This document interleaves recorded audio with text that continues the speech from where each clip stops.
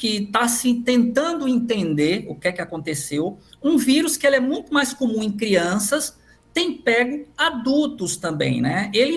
Quando ele pega adultos, geralmente ele acomete idosos que têm um corpo mais fragilizado, porque uma característica desse vírus, ele é acometer um corpo com a defesa prejudicada.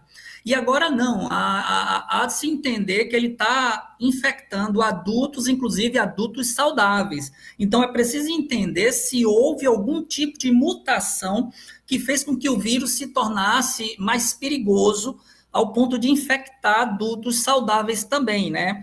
É muito cedo para a gente dizer que esse vírus mutante, possivelmente mutante, vai se espalhar como aconteceu com a Covid-19, mas é importante a gente lembrar que o cenário agora é outro, né? A pandemia de Covid nos trouxe muito avanço no sentido de detecção mais rápido das infecções, no sentido de desenvolvimento também mais rápido de vacina, se for o caso, porque não existe vacina ou tratamento para o metapneumovírus. Ele é muito transmissível, mas ele não teria potencialidade de causar óbitos como a Covid-19. Então, a gente fica em alerta, óbvio, né? A gente não pode... Eu lembro que muita gente não acreditou que a Covid fosse se espalhar da forma que se espalhou. Então, a gente precisa ficar em alerta, mas sem pânico, por se tratar de um vírus que já conhecemos e por já estarmos preparados para uma situação desse nível. Muita gente tem falado muito fake sobre a possibilidade de voltar a fechar, usar... Não é assim. A gente, não se existe nem essa discussão. As possibilidades são no sentido de que de orientações, de medidas no sentido sanitário de controle de entrada de pessoas, no sentido de orientar as pessoas a lavarem as mãos, a terem cuidado com as aglomerações, e quem estiver com sinais e sintomas da doença, essas pessoas utilizarem máscaras para não passar à frente. Doutor, voltando a falar de Covid-19, a gente já passou pela fase pior, claro, mas está tendo um novo surto, podemos dizer assim, e muitas pessoas, inclusive, estão vindo a ter casos graves, não é verdade? Isso, a gente está tendo muitos casos. A gente esperava que a Covid fosse ficar de fato, é uma doença que a gente vai ter que conviver com ela. Vai ser uma que a gente chama de doença sazonal. O que significa isso? Períodos do ano onde a gente vai encontrar mais casos e períodos onde vai encontrar menos casos. Só que a gente está tendo um aumento de casos muito expressivo, acima do que se esperava. A Fiocruz, que é um importante órgão que monitora isso no país inteiro, já tinha lançado uma nota sobre essa variante, a Omicron XEC, porque ela circulou nos Estados Unidos há uns 2 meses e causou uma quantidade de infecção muito grande. Ela tem maiores riscos de causar casos graves do que as anteriores? Não, mas ela se prolifera muito mais rápido. Então, se ela se prolifera rápido demais e várias pessoas adoecem ao mesmo tempo, consequentemente, pessoas mais frágeis vão pegar também. E essas pessoas, sim, têm chance de evoluir para forma grave. Nós já estamos vendo, por exemplo, pessoas chegando em algumas UTIs, infelizmente, algumas pessoas perdendo a vida, né? Tivemos óbitos já de Covid, dessa mesma cepa, desse mesmo vírus. Então, a gente precisa ter cuidado, especialmente protegendo pessoas que tenham mais de 65 anos e que tenham mais de 2 comorbidades, que são os que têm maiores chances de evoluir para forma grave, crianças muito pequenas, especialmente abaixo de 2 anos de idade, e pessoas que têm alguma doença que causam imunossupressão, por exemplo, quem está com câncer, tratando câncer, pessoa que toma remédio para doenças da reumatologia, artrite, lúpus, essas pessoas não podem pegar esse vírus porque correm um risco de evoluir para forma grave. Diante desse quadro e do risco que pessoas com baixa imunidade ou comorbidades correm, já se pensa, doutor, ou seria o caso de, por exemplo, proibir visitas em hospitais, proibir visitas em abrigos de idosos e mudar a sistemática, por exemplo, das creches que são para aquelas crianças mais pequenininhas? A gente está trabalhando ainda com num período de orientações nesse sentido, né? Por quê? Porque os números, muito provavelmente, vão começar a sair da questão epidemiológica. Demora um pouquinho para isso acontecer. Mas foi importante você tocar nessa parte, porque ela tem um impacto muito grande, né? A gente orientar as pessoas, aí entra o papel incrível dos meios de comunicação, como esse momento aqui agora, das pessoas que estão nos ouvindo, de fato, se estiverem com sinais e sintomas gripais, não visitarem, né? Não irem a hospitais, não visitarem pessoas mais idosas e mais fragilizadas, e que se tiverem de sair, as pessoas com sintomas que utilizem as máscaras, porque na verdade o segredo em relação às máscaras não é você utilizar para não pegar, é você utilizar para não transmitir, né? Então, não se tem ainda programação no sentido de não necessariamente proibir, mas a gente tem no sentido de orientar. Já estamos orientando, por exemplo, em alguns hospitais já se está discutindo a possibilidade das pessoas utilizarem, pedir de fato que se oriente o uso de máscaras. Em hospitais particulares, eu não vou citar o nome, mas, por exemplo, tem um hospital particular grande aqui em João Pessoa, que já está nesse momento pedindo todos que forem entrar, entram de máscaras.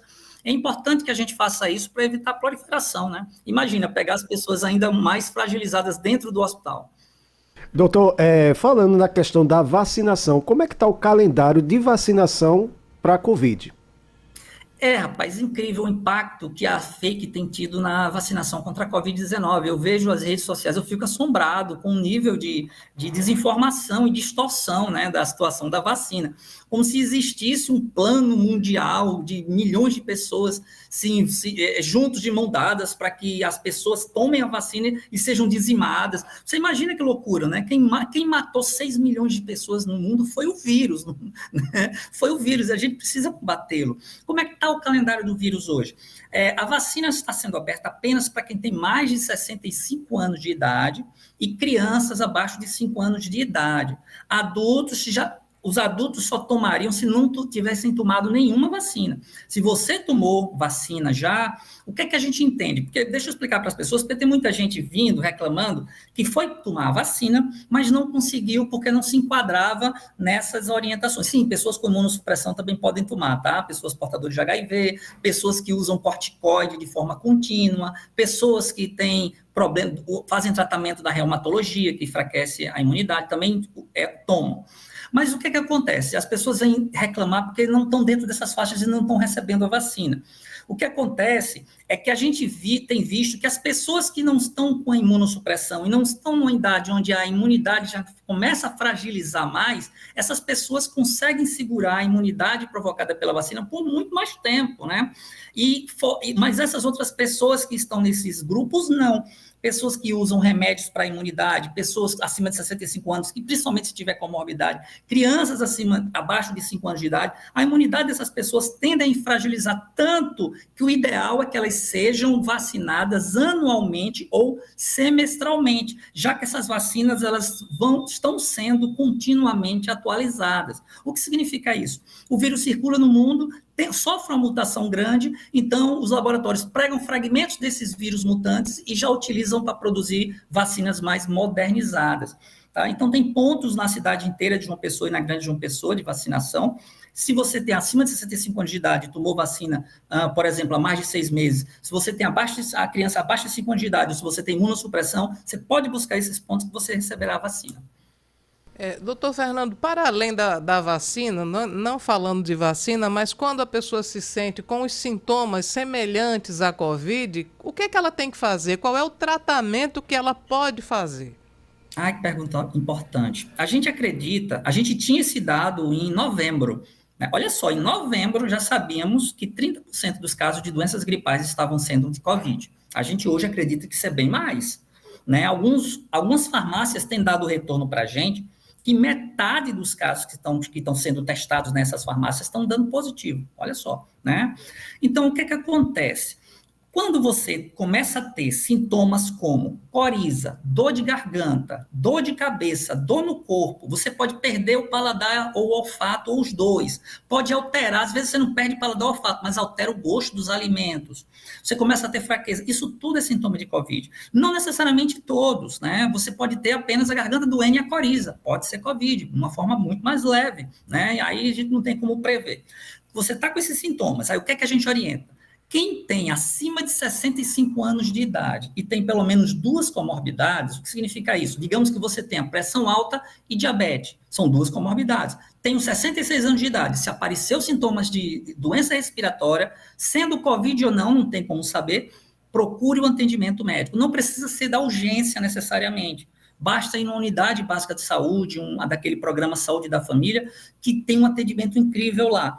Porque essas pessoas acima de 65 anos, com 2 comorbidades, e pessoas com imunossupressão, elas entram no que a gente chama digamos, público elegível para receber um tratamento específico, um medicamento que é um antiviral chamado Paxlovid, que já temos hoje, inclusive temos aqui em João Pessoa, inclusive sendo disponibilizado para as pessoas, né?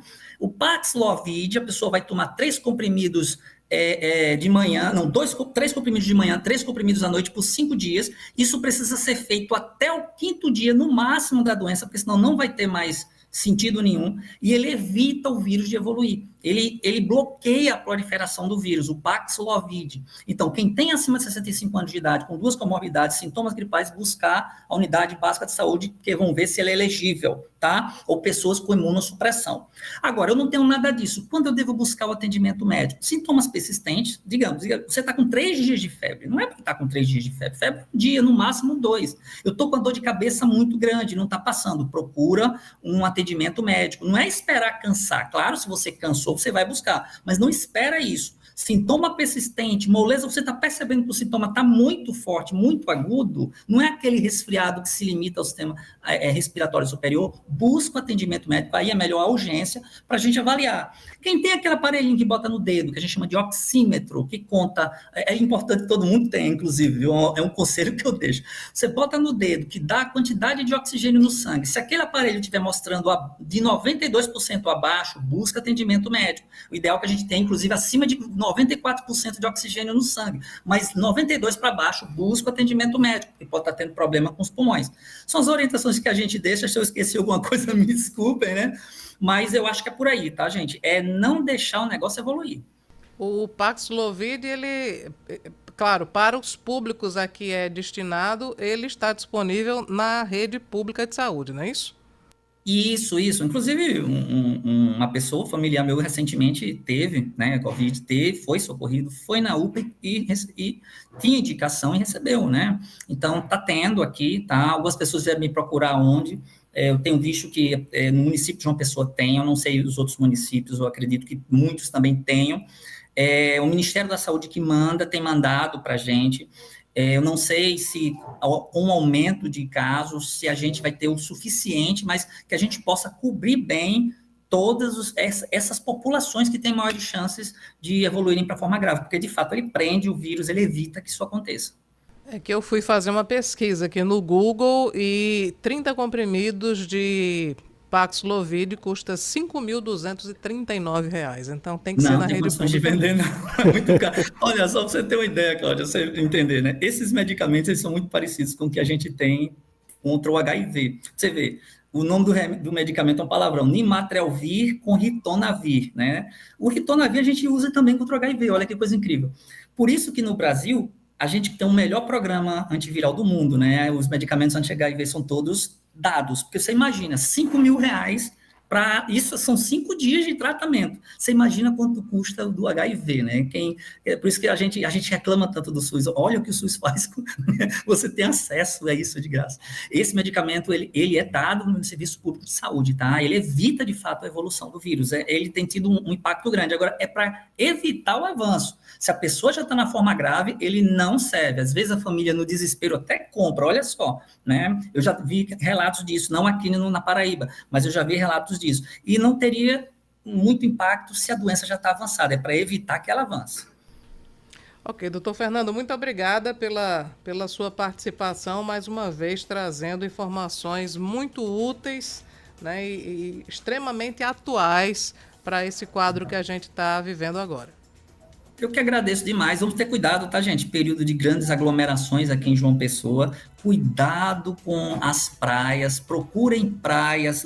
Procura na informaçãozinha lá. Bota no Papai Google mesmo. Procura se são próprias para banho. Não entra se não tiver própria para banho. Evita consumo de alimentos que estejam muito tempo ali expostos para não sofrer de gastroenterite. Porque já estamos com muitos casos de Covid, muitos casos de doença respiratória. Vem aí dengue também e agora gastroenterite. Aí é pancada forte demais para gente. Então, vamos nos cuidar para que a gente tenha um verão tranquilo e evitar que essas doenças entrem na casa de todos nós. Um forte abraço e gratidão aí pela possibilidade da gente informar as pessoas.